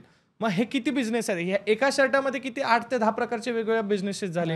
आजच्या ह्याच्या शेकडो कंपनी आहेत. पण आपण फक्त प्रायमरी बिझनेस बघतो, त्याच्यामुळे मग ह्या बिझनेसकडे लक्षच जात नाही. आणि अशा बिझनेसमध्ये म्हणून तर मॅन्युफॅक्चरिंग कडेच मेन आपल्याकडे का म्हणतात की मॅन्युफॅक्चरिंग मध्ये उतरायला पाहिजे. मॅन्युफॅक्चरिंगचा जो बिझनेस आहे ना तो दिसत नाही कारण तो मार्केटिंगच करत नाही. त्याचा प्रायमरी कसं आहे की B2B सगळा बिझनेस आहे. बरोबर आहे. आता बरेच आता तुम्ही जर कॉस्मेटिक पण ब्रँड बनवले, बनवणारी वेगळीच लोक आहेत, घेतात, पॅकेजिंग करतात. मग त्याच्यामुळे आपल्याला B2B असल्यामुळे आपल्याला माहितच पडत नाही ना की आपल्याला काय माहितीये बाबा बोट आहे, बरोबर आहे, पण बोट बनतोय दुसरीकडे ना. मग तो बनवायचा ह्याच्यामध्ये पण धंदा भरपूर आहे. मॅन्युफॅक्चरिंग मध्ये पण घुसायला पाहिजे की बाबा कसं बनतंय, काय बनतंय. भरपूर आता मी मुंबईमध्ये राहत असल्यामुळे मला धारावीचा एरिया माहितीये, वडाळ्याचा एरिया माहितीये. वडाळ्याला तर जवळपास केडवाई नगरला 20,000 शिलाई कामगार राहतात. कपडे शिलाईचं काम आहे त्यांचं फक्त. मग हे सगळं मॅन्युफॅक्चरिंगचाच धंदा आहे ना. आता हे फक्त कपडेच नाही, प्रत्येक गोष्टीत मॅन्युफॅक्चरिंग. आता हा माईक आहे, माईक पण कुठेतरी मॅन्युफॅक्चर होत असेल, ह्याची गादी कुठेतरी होत असेल, ही सोफा कुठेतरी होत असेल. ह्या सगळ्या इंडस्ट्रीमध्ये पैसा आहे. Right sir. मला आता याच्यामध्ये एक माझा समोरचा पॉईंट हाच होता, लाईक टेक्नॉलॉजी इंडस्ट्री आणि आय टी इंडस्ट्री याचं मार्केटिंग बी खूप झालेलं आहे. बरोबर. आणि फास्ट पण खूप आहे. लाईक आता ChatGPT मागं कसं जरी होता, आता किती झाला. बरोबर. लाईक मागं किती सारे AI होते, ते खूप लो लेवलवरती होते, ट्रेन होत होते. आता खूप जास्त ट्रेंड झाले. म्हणजे इकडं ही जी इंडस्ट्री आहे खूप फास्ट डेव्हलप होते आणि हिची मार्केटिंग पण खूप जास्त आहे. ही नजरेत येते लोकांच्या. पण जी मार्केटिंग म्हणजे आपलं मॅन्युफॅक्चरिंग इंडस्ट्री आहे तिथं लोकांच्या नजरेत येत नाही. आत्ता आपण हे जे बोललो बटन हे ते माईक वगैरे याची अवेअरनेस नाही आहे. नाही, मी तुम्हाला सांगतो IT ची का झाली माहिती आहे, कारण IT त पैसा पण तसा आहे. मी तुम्हाला सांगतो, पुण्यातली 2 मुलं आहेत, त्यांनी एक सॉफ्टवेअर बनवलंय. म्हणजे ते आता कोणासाठी बनवलंय मी तुम्हाला, आता मी जस्ट माझ्यासाठी बघत इन्क्वायरी करत होतो ना तेव्हा मला कळालं. पण मला तर जवळपास रोज 200-250 फोन येतात आणि एक फोन चालू असताना अजून 4 मिस कॉल येतात. कनेक्टेड आहे. बरोबर. मग कनेक्टेड ॲप, सलमान सय्यद, आशुतोष. मग आता त्यांचं काय झालं की त्यांनी तो ॲप बनवलाय. मग त्याच्यातून त्यांनी काय केलंय की 4,500 मध्येच ते जर कॉल आला की पटकन मेसेज जाणार, सगळं जाणार. घेत आहेत किती? 4,500 रुपये. पण त्यांच्याकडे किती लोक असतील सांगा? किती? 13,000 लोक आहेत. 13,000 लोक 4,500 झाले किती? स्वतः डेव्हलपर असल्यामुळे खर्च काय येतात. एकदा तुम्ही त्यांची product टीम बनवलं, बघितली मी, टीम पण खूप छोटी खूप छोटी आहे, कारण IT मध्ये तेच आहे ना, तुमची कॉस्ट कमी असते. राईट. बरोबर आहे, तुमचे लेबर कॉस्ट कमी आहे, तुमची मेंटेनन्स कॉस्ट कमी आहे, माणूस घरी बसून पण काम करू शकतो, ऑफिसला बोलवायची पण गरज नाही आणि फक्त मार्केटिंग करायची. राईट. तुमचा जो काय मेजर कॉस्ट आहे ती फक्त मार्केटिंग आहे, तो पैसा इझिली होऊन जातो ना. राईट. उद्या समजा तुम्ही असा कुठचा तरी ऍप बनवलाय, त्या ऍपवरून एक माणूस तुम्हाला 200 रुपये देणार आहे महिन्याला, बरोबर आहे. वर्षाला किती दिले त्यांनी? 2,500 रुपये तुम्हाला दिले. राईट. ठीक आहे, 2,500 मागे समजा तुमचे 900 रुपये किंवा 1,000 रुपये कॉस्ट आली, तर एका माणसामागे तुमचं प्रॉफिट किती झाले वर्षाला? नेट प्रॉफिट 1,500 रुपये झाले. तुम्हाला फक्त 1 लाख लोक शोधायचे. तुमचं टार्गेट काय असणार? प्रोडक्ट तर बनवलंय तुम्ही, आता फक्त मार्केटिंग करायचे. त्याच्यामुळे बूम पण होते, पण त्यात इश्यू पण आहे, बऱ्याच IT कंपन्या बंद पण पडतात, कारण लगेच सप्लायर आहेत, लगेच कॉपी पेस्ट करणारी लोक आहेत. हा, आता कनेक्टेड जेव्हा लोकांना कळेल किंवा बाकी IT वाल्यांना कळेल, ऑब्व्हियसली अशी मार्केटमध्ये अजून पण बाकी लोक आहेत, अजून 4 लोक सुरू करणार, अजून मार्केट खायला येणार. त्याच्यामुळे त्यात सस्टेन करणं पण एवढं सोपं नाही. त्याच्यामुळे एकाच टाइमिंग फास्ट ग्रोथ करणं, पटकन 2-4 वर्षात पैसे कमवणं, हेच चाललंय IT मध्ये. कंटिन्युअस इनोव्हेशन बी पाहिजे, अडॅप्टेबिलिटी पाहिजे, म्हणजे सगळ्या गोष्टी पाहिजे. बरोबर. मग आता हे असं इकडे होतंय, मग मॅन्युफॅक्चरिंग इंडस्ट्री का म्हणजे मागं राहते? मॅन्युफॅक्चरिंग लॉंग टर्मचा बिझनेस आहे. जर तुमच्याकडे टेक्नॉलॉजी असेल आणि जर तुम्ही अपग्रेड करत असाल तर, आता मी तुम्हाला सांगतो, माझे काका आहेत कराडाचे, त्यांची जवळपास एक 30-40 वर्ष जुनी कंपनी. ठीक आहे, तर ते ना पार्ट्स बनवायची त्यांची कंपनी, पण आता 30 वर्षाच्या नंतर, 40 वर्षानंतर सगळ्या गाड्यांचे पार्ट सेम राहतात का? नाही राहत. पण त्यांनी स्वतःला अपग्रेड करत गेले, प्रत्येक वेळी फ्लेक्झिबल होत गेले. आधी ते नॉर्मल गाड्यांचे पार्ट बनवायचे, आता इलेक्ट्रिक गाड्या आले तर इलेक्ट्रिक गाड्यांचे पण पार्ट बनवायला लागले. असे जेव्हा तुम्ही स्वतःला अपडेट करत जाताय, अपग्रेड करत जाताय ना, तर तुम्हाला सगळं सोपं होतंय. म्हणून जर तुमची टेक्नॉलॉजी व्यवस्थित असेल, जर तुमचं लॉंग टर्मचं विजन असेल, तर तुम्ही मॅन्युफॅक्चरिंगमध्ये लॉंग टर्मचा, खरं मॅन्युफॅक्चरिंगमध्ये खर्च मोठा आहे, इन्व्हेस्टमेंट मोठी आहे, पण पैसा खूप चांगला येतो. त्याच्यामध्ये प्रॉफिट मार्जिन थोडंसं कमी असतं, कारण तुम्हाला B2B मध्ये विकायचंय. प्रॉफिट मार्जिन IT सारखं पण द्यायचंय ना. हा ना, आता खूप मोठी चेन असते. IT मध्ये कसं आहे की बाबा तुम्ही जे प्रोडक्ट 5-6 हजाराला विकताय ते एकदाच बनवलेलं आहे, कमिशन बी खूप जास्त असतं त्याच्यामुळे. पण ते ह्याच्यामध्ये कसं आहे, ह्याच्यात लेबर कॉस्ट असते, त्याच्यानंतर ते मटेरियल आणायचं असतं कुठून तरी खरेदी करून, त्याच्यावरती असतं. परत तो मटेरियल मधल्या बऱ्याच शिल्लक राहिलेलं मटेरियल असतं, ती पण कॉस्ट पकडावी लागते. इथं आपली कॉस्ट झाली, डबल खाली जे सेलर्स आहे, होलसेलर, डिस्ट्रीब्युटर, रिटेलर, मग खाली मग त्या सगळ्यांना प्रॉफिट राहिलं पाहिजे ना, त्याच्यामुळे तुम्हाला कमी मध्ये द्यायला लागतं. प्रॉफिट मार्जिन कमी असतं, पण बल्क मध्ये मजे. बरेच तुम्हाला सांगतो, मारवाडी लोक अशी आहेत ना, जे 1% प्रॉफिट घेत आहेत फक्त. पण म्हणजे त्यांचं रोजची उलाढाल 1 कोटीची आहे ना.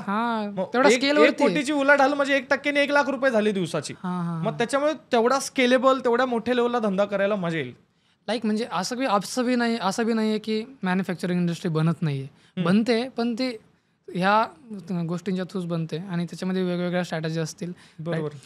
सर, आता मला म्हणजे हे तर खूप मला असं वाटतं छान कव्हर झालेलं आहे टॉपिक. मला सर थोडं ह्याबद्दल सांगा की आता हे जे आपण जेव्हा लर्निंग्सच्या मोड नाही आपण थोडं, की एका बिझनेसमॅननं लर्निंग काय काय घेतलं पाहिजे आणि कुठून त्यांना असं शिकलं पाहिजे, त्याचं माइंडसेट असो, स्ट्रॅटेजीज असो, सगळ्या गोष्टी कसं त्यांना ते बनलं पाहिजे माणूस. बघा मी तुम्हाला सांगतो, आता तुम्हाला समजा रोड बांधायचा आहे, तर तुम्ही कोणाला विचारणार? बाजूच्या काकांना विचारणार का ज्याने आयुष्यात हायवे कधी बांधलाय त्याला विचारणार? हायवेवाल्याला विचार. हायवे बांधलाय त्यालाच विचारणार. हा अप्रोच नेहमी पाहिजे. मेंटर शोधत राहणं, मोठ्या लोकांना भेटणं. जर तुम्ही 10 लाख रुपये कमवताय, तर तुम्ही अशा लोकांना भेटत राहिलं पाहिजे जे 40-50 लाख कमवतात, की तुम्ही कसं केलं, ह्या लेवलपर्यंत कसं ग्रोथ केलं. तर बोललं अरे काय नाही, टीम बनवायची, फक्त मार्केटिंग करायचं. तुमच्या डोक्यात काय होतं, नाही मी अजून 2 प्रोडक्ट काढतो, मी चहा विकतोय, मी बिस्किट काढतो, मी क्रीम रोल काढतो, मी हे काढतो. भाई मार्केटिंग कर, तू वाढव, तू एक्सपांड कर. मी चहाच नाही सांगत आहे, मी आता तसं बघायला गेलं तर मीच नाही करत त्या गोष्टी, कारण मला माहितीये की आपल्याला प्रामाणिक राहून करायचंय, फसवायचं नाही कोणाला. आणि हा इमोशनल बिझनेस आहे, त्याच्यामुळे मी प्रॅक्टिकली या गोष्टी करत नाही ह्याच्यामध्ये. पण जेव्हा नेक्स्ट लेवलच्या लोकांसोबत राहू ना, मग त्या लोकांना आपल्याला अप्रोच पाहिजे, मदत मागण्याचा, ऍडवाइस घेण्याचा. आणि लोक जेन्युइनली खरंच मदत करतात, आपण मागत नाही. मजा पण येते भरपूर सारे लोक. हा, मजा येते की बाबा कसं केलंय तुम्ही, काय केलंय. लोक सांगतात की बाबा तू अशा लेवलला जा, तू ह्या मार्केटमध्ये जा, आता तू ही गोष्ट चूक करू नको, असं करू नको. मग हे आपल्याला माहिती नसतं, त्याच्यामुळे नेहमी वरच्या लोकांना अप्रोच करत राहणं, मोठ्या लोकांची ऍडवाइस करत राहणं. आणि प्रत्येक स्टेजला आपल्या बिझनेसची आता गरज काय, आपल्या बिझनेसची आता नीड काय, त्याच्यावरती काम करणं. सुरुवात जेव्हा करता तेव्हा सुरुवातीला तुमचं गरज असते की पहिले 10 कस्टमर्स आणणे. बरोबर आहे. 10 कस्टमर्स आल्याच्या नंतर त्या 10 कस्टमर्सला त्या पुढची बिझनेसची नीड काय की त्या 10 कस्टमर्सला चांगला एक्सपिरियन्स देणं, बरोबर आहे, त्यांना चांगली सर्व्हिस देणं. त्याच्यानंतर पुढची नीड काय असते की त्या 10 कस्टमर्सच्या रेफरन्स मधून अजून वेगळे 10 कस्टमर्स आणणं, बरोबर. त्या 10 कस्टमर जेव्हा 20 कस्टमर्स होतात, त्यातले जे सक्सेसफुल 5-6 लोक आहेत किंवा जी लोक आहेत त्यांचे तुम्ही फीडबॅक घेतले, रिव्ह्यू घेतला आणि त्याची मार्केटिंग करणं, बरोबर आहे. मग ह्या प्रत्येक वेळी स्टेप बदलत जाते. आता तुमच्याकडे जेव्हा 100 कस्टमर आहेत तेव्हा पण तुम्ही फक्त प्रोडक्टवरतीच लक्ष दिलं तर मार्केटिंग कधी करणार. प्रत्येक वेळेची प्रायोरिटी बदलत जाते. मग नंतर कळालं की आता माझ्याकडे 100 कस्टमर आले, आता मला एका जिल्ह्यातनं दुसऱ्या जिल्ह्यामध्ये जायचंय, दुसऱ्या जिल्ह्यामध्ये जायला स्ट्रॅटेजी बनवायला लागणार. डायरेक्ट जाऊन तुम्ही मार्केटिंग नाही करू शकत. मग तुम्हाला, कारण जर पहिल्या 100 कस्टमरला जर तुम्हाला 1 वर्ष लागलंय, दुसऱ्याला पण 1च वर्ष लागेल जर स्ट्रॅटेजी नसेल तर. म्हणून तर तेव्हाच मार्केटिंग स्ट्रॅटेजी येते ना. पहिले 100 कस्टमरला तुम्हाला एक्सपिरियन्स येतो, इन्साइट्स येतो की काय वर्क होतंय काय नाही वर्क होतंय. त्याच्यानंतर तुम्हाला एकदा कळालं की हे वर्क होतंय तर ते स्केलेबल करायचं असेल तर तुमच्याकडे मार्केटिंग स्ट्रॅटेजी पाहिजे, नाहीतर ते वर्कच नाही होणार. बेस्ट. सर तुम्ही बुक्स वगैरे काय म्हणजे भरपूर वाचतो. काय काय वाचलंय त्याला? मी आता एवढे वाचले नाहीयेत, पण जे कॉलेजच्या बेस्ट 1-2 सांगा जे तुम्हाला म्हणजे इम्पॅक्ट पडला खूप किंवा तुमचे फेवरेट बुक्स. एक 7 habits of highly effective people, जे तुम्ही कॉलेजच्या टायमिंगला वाचलंच पाहिजे, जो तुमचा माइंडसेट बदलतो. त्यात सगळ्यात जी एकच हॅबिट मला सगळ्यात जास्त आवडली ना ती हीच की 2 गोष्टी असतात, एक असते तुमच्या कंट्रोलमध्ये, एक असते जे तुमच्या कंट्रोलमध्ये नाहीये. तुमचं नेहमी लक्ष अशाच गोष्टींवरती पाहिजे जे तुमच्या कंट्रोलमध्ये. ते एक गोष्टच मला अशी बसली ना ती माझ्या लक्षातच राहिली. दुसरी गोष्ट, मी ऑलरेडी थोडा डिसिप्लिन एवढा नाहीये, त्याच्यामुळे मिनी हॅबिट्स म्हणून एक पुस्तक वाचलं मी. त्याच्यामुळे मी छोट्या हॅबिट्स मी माझ्या लाईफमध्ये लावल्या की ज्याच्यातून बाबा माझी, आता हे जे आहेत ना माझ्या पर्सनल ग्रोथवाली पुस्तक आहेत की बाबा ह्याच्यातून कसं करता येईल. परत अजून एक आहे सिक्रेट्स ऑफ लिडरशिप.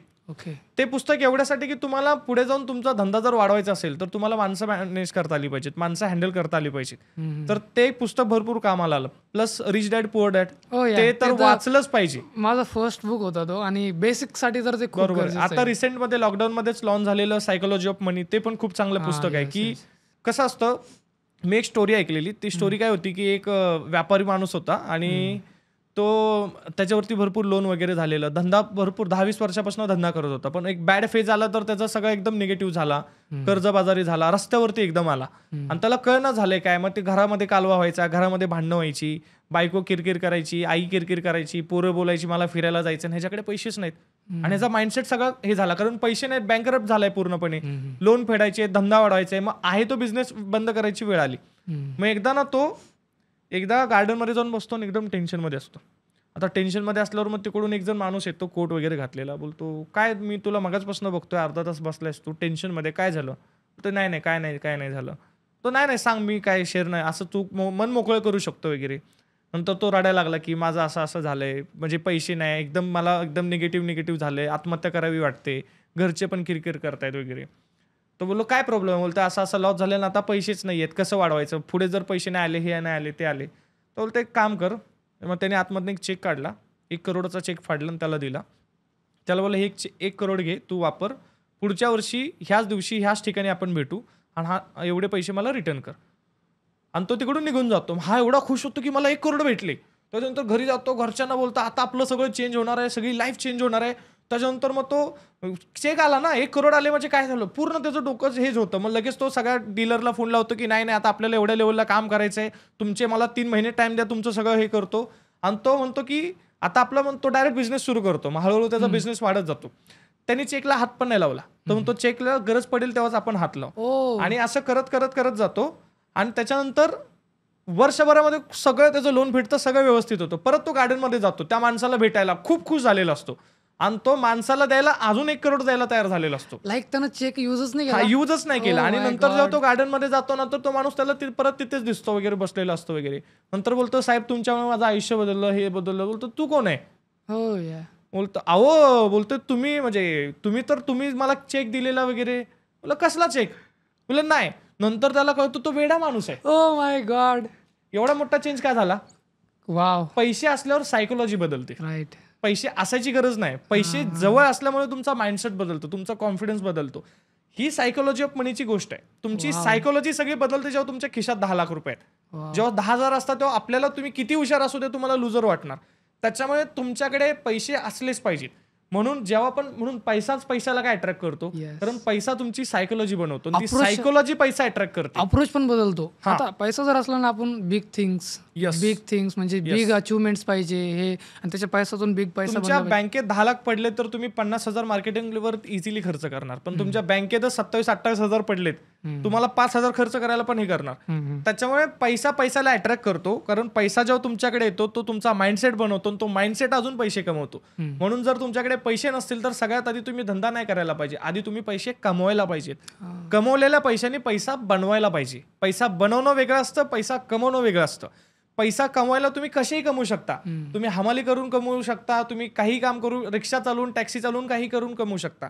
पैसे बनवायला स्किल्स लागतात, पैसे बनवायला माइंडसेट लागतो. पैसे बनवणं म्हणजे काय की आज माझ्याकडे 1,000 रुपये आहेत, त्या 1,000 रुपयाचे 8 दिवसात मी 2,000 कसे करू शकेल. बरोबर आहे. मग बाबा मी ठरवलं की बाबा कोण बटाटेवाला इकडे हॉटेलमध्ये गेला, तुम्हाला किती बटाटे लागतात, तो की मला बाबा महिन्याला, किंवा वडापाववाल्याकडे गेला तर वडापाववाल्याला तर रोज 10 किलो बटाटे लागणार, 20 किलो बटाटे लागणार, 8 दिवसाला किती त्याला बटाटे लागणार आहे, 200 किलो बटाटे लागते. तुम्ही 10 वडापावल्याला बोलला की मी गावचा माल आणतोय, फ्रेश माल आणतोय एकदम तुमच्यासाठी, तुमच्याकडे 10,000 आहेत, तुम्ही 10,000 बटाटे आणले, 4-5 वडापाववाल्यांना घेतलं, त्यांना विकलं, 4-4 रुपये प्रॉफिट काढले 1 किलो मागे. प्रत्येक बटाटेवाल्याला 500 रुपये किंवा 200-250 किलो बटाटे दिले, म्हणजे एका वडापाववाल्या मागे तुम्ही किती रुपये काढले, 1,000 रुपये काढले. 10 वडापाववाल्यांना जर तुम्ही बटाटे आणले आणि विकले, 10,000 रुपये आले की नाही झाले. 10,000 मध्ये 10,000 नाही कमवू शकत तुम्ही. बनवणं वेगळी प्रोसेस आहे, बनवण्यासाठी पण पैसा लागतो. मग आणि कसं आहे माहितीये, हा माइंडसेट बनवायची सगळ्यात चांगली गोष्ट काय की आधी तुम्ही छोटी गोष्ट करा, छोट्या गोष्टीतनं माइंडसेट करा. बटाटे विकून पण जेव्हा मी तुम्हाला सांगतो, मी जनरली ना, मी 13वीला असताना आंबे विकायचो. सांगितलं बरोबर. तर आंबे विकताना काय व्हायचं माहितीये, मी 350 रुपयाला डझन घ्यायचो, 550ला विकायचो. मग मी माझ्याकडे पैसेच नव्हते. मग मी सुरुवातीला माझे जे ओळखीचे होते ना, त्यांना म्हटलं की मला सुरुवातीला ना 4 दिवसाचा टाइम द्या, माझ्याकडे काहीच पैसे नाहीत. मग ते बोलले ठीक आहे, ओळख चांगली होती म्हणून त्यांनी मला 3,500 दिले. म्हणजे किती, 10 डझन 2 पेट्या दिल्या, 5-5 डझनच्या 2 पेट्या दिल्या. आणि मी म्हटलं ह्या 2 पेट्या संपवल्या की, मी त्या 2 पेट्या 2च दिवसात संपवल्या. बरोबर. एका डझन मागे मला किती मिळणार होते, 200 रुपये. 10 डझनचे किती आले, 2,000 रुपये आले. मी त्यांचे 3.5 पण दिले, प्लस 2 टाकले. बरोबर आहे. आणि अजून आता आधी बिना पैशाचे 2 पेट्या घेतलेल्या, आता 5,500 दिले आणि अजून 6 पेट्या घेतल्या. मग परत त्या विकल्या. मग जेव्हा 2-3दा मी पैसा बनवला, हा पैसा, ह्याला म्हणतात पैसा बनवणं. मी डिलिव्हरी पण देत नव्हतो. डिलिव्हरीला एका पोराला द्यायचो 20 रुपये, बोलायचं घरातनं माल उचल आणि दे. कोण त्या एवढं ते वजन घेऊन जाणार उन्हामध्ये आणि देणार कोणाच्या तरी घरी, काल काय. ह्याला म्हणतात पैसा बनवणं. मग ते आता जसं रिच डॅड पुअर डॅड मध्ये सांगितलंय ना की पैसा कमवणं वेगळं आहे, पैसा बनवणं वेगळं आहे. तुम्ही पैशासाठी काम नाही केलं पाहिजे, पैशाने तुमच्यासाठी काम केलं पाहिजे. मग पैसा तुमच्यासाठी कधी काम करतो, जेव्हा तुमच्याकडे पैसा असतो तेव्हाच तुम्ही वापरू शकता ना. बरोबर. जर माझ्याकडे 1 लाख रुपये आहेत, त्याच्यामध्ये मी 80,000चे आंबे आणले 350-400 रुपयांनी, आणि मी ठरवलं 200 रुपये प्रॉफिट काढून विकायचंय. मी एक मुलगा ठेवला कॉलिंगसाठी की तुला एक नंबर डेटा काढून देतो, 5,000 मी कुठनं तर डेटा आणला, हे लोक जनरली आंबे घेतात, त्यांना कॉल कर, असे आंबे आले, एकदा आमचे ट्राय करा. त्याला मी ट्रेनिंग दिलं, त्याला 15,000 पगारावरती ठेवलं, दुसरा मुलगा ठेवला डिलिव्हरीवरती. ठीक आहे. आणि मी फक्त असं राहिलो, दोघं काम करतात का बघत राहिलो. मला काम करायची गरज आहे. ह्याला म्हणतात पैसा बनवणं. मग पैसा नेहमी फोकस पाहिजे सिस्टम बनवण्यावरती. सिस्टमच तुम्हाला मोठा पैसा बनवून, ज्याची सिस्टम चांगली तिथेच खरा मोठा पैसा असतो. त्याच्यामुळे नेहमी माइंडसेट पैसा बनवण्यावरती पाहिजे. पैसा कमवणं कोणी करू शकतं, कोणीही, ज्याला अक्कल नाही तोही करू शकतो. पैसा बनवण्यामध्ये खरी मजा आहे, कारण तुम्ही काही न करता करू शकताय. तुम्हाला फक्त पैशाला कामाला लावायचंय. 1 लाखामध्ये तुम्ही ती सिस्टम लावली ना की 15,000 ह्याला पगार दिला, 15,000 ह्याला पगार दिला, 30,000 गेले एका महिन्यामध्ये. राहिलेल्या 70,000 तुम्ही आंबे आणले, 10,000चं मार्केटिंग केलं, पकडा. बरोबर आहे. 1 लाख तुमचे कामाला लागले, पण त्या 1 लाखामध्ये 20-30,000 तर कमवले. बरोबर. मग पैसा असेल तरच तुम्ही पैसा बनवू शकता. म्हणून तो माइंडसेट होण्यासाठी, हा एक्सपिरियन्स येण्यासाठी आधी पैसे कमवायला पाहिजे. नाहीतर तुम्ही डायरेक्ट म्हणाल मी धंदा करतो, नाही. हा माइंडसेट महत्वाचा आहे. कळलं काय. जो 10 लाख रुपये कमवू शकतो ना, तो 10 लाख रुपये कमवणारे अजून 10 बिझनेस पण करू शकतो, कारण त्याला तो कॉन्फिडन्स आलाय. म्हणून तुम्ही बरेच पॉडकास्टमध्ये बघितलं असेल की जे म्हणतात की आता मला परत जरी वाळवंटात सोडलं तर मी परत कंपनी उभी करेन. बरोबर आहे. माइंडसेट बनलाय ना. तर तोच मेन गेम आहे, माइंडसेट बनवणं. बेस्ट लाईन काय आहे तुमची, तुम्ही जे आतापर्यंत वाचलेली ऐकलेली अशी बेस्ट कोट किंवा best? If you never ask the answer is no. जर तुम्ही ट्रायच नाही केलं ना तर तुम्हाला बघा 2 गोष्टी आहेत, तुम्ही एक तर ट्राय करू शकता किंवा ट्राय नाही करू शकत. ट्राय केल्यावर चान्स आहे की तुम्हाला तुमच्या बाजूने चीज होईल किंवा नाही होईल, पण ट्राय नाही केलं तर 100% नाही होणार. त्याच्यामुळे ट्राय करत राहिलं पाहिजे. ही म्हणजे भरपूर अशा कोट आहेत. ही वन ऑफ द कोट आहे जी बघा ना, मी चहाचा धंदा ट्रायच नसता गेला, मला कळालंच नसतं ना एवढा मोठा रील, मी कधीतरी रीलच बनवली नसती. या सगळ्या गोष्टी एक्सपेरिमेंट आहेत, म्हणून कंटिन्यू एक्सपेरिमेंट. माझा फॉर्म्युला आहे की एक्सपेरिमेंट करत राहायची. राईट. अगोदर तुम्ही हेच केलं ना, अगोदर स्टेडियमच्या बाहेर. बरोबर आहे. 220 समथिंग ते झाले. नंतर मग कपडे बरोबर विकणं, योगा